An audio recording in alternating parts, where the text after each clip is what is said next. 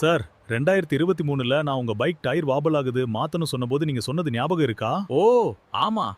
அப்ப நீங்க பெரிய மீச வச்சிருந்தீங்க. என்னது டயர் தேஞ்சிருச்சாபா? இன்னும் பட்டன்ஸ் இருக்கே. 2 இயர்ஸ் முன்னாடி தானே மாத்தணும். 20,000 கிலோமீட்டர்ஸ் கூடவா வராது? இல்லைங்க. இந்த டயர் நான் போட்டது. அப்புறம் நீ ஓட்டுவ, அப்புறம் உன் மயம் ஓட்டுவான். ஆனா டயர் நான் போட்டது. நீங்க தப்பா புரிஞ்சுக்கிட்டீங்க. இது டயருக்கு பேசின வசனம் இல்ல, பயிருக்கு பேசினது. ஆனாலும் அத வச்சே 2-3 பஞ்சரை மட்டும் போட்டு 6 மாசம் ஓட்டிட்டோம். வேந்தா வேந்தா.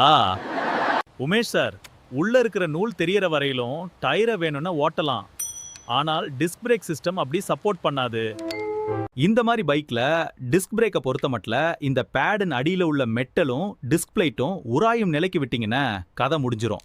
ஆகவே அந்த நிலை ஏற்பட்டால் பேட் மெட்டலும் டிஸ்க் பிளேட் மெட்டலும் மிக குறைந்த வேகமாக இருந்தால் கூட பெரும் விபத்து ஏற்படும்.